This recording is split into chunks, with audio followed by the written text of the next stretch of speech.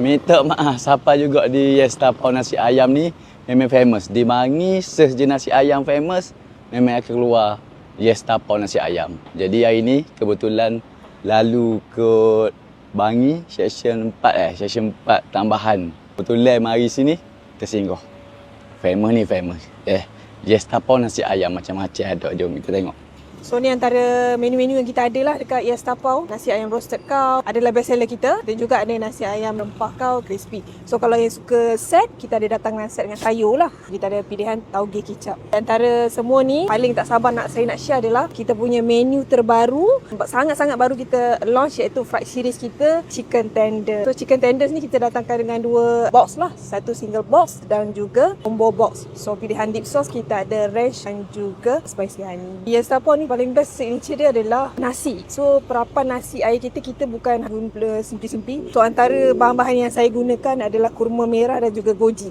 So that's why bila kita makan nasi tu, kita tak makan nasi macam letak dengan buttercup saja, tak. So kita ada rasa manis yang semula jadi daripada bahan-bahan tu lah. So secara tak langsung sebenarnya baik juga untuk kesihatan. Ayam roasted ke berempah ke crispy tu memang insyaAllah memang best. Orang akan repeat. Food truck kita ni korang cari je food truck berwarna hijau. Setiap hari kita beroperasi kecuali hari Senin kita off.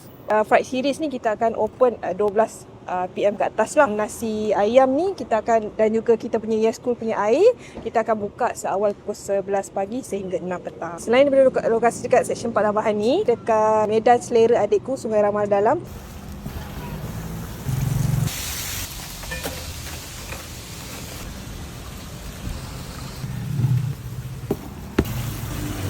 Teh hijau kau. Wow. Ini lime beef dia. Wow, sangat refresh. Bismillah. Kalau tepung kat luar tu memang crispy, panas-panas.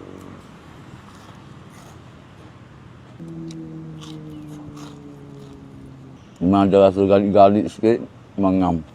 Hot spicy. Ini memang pedas.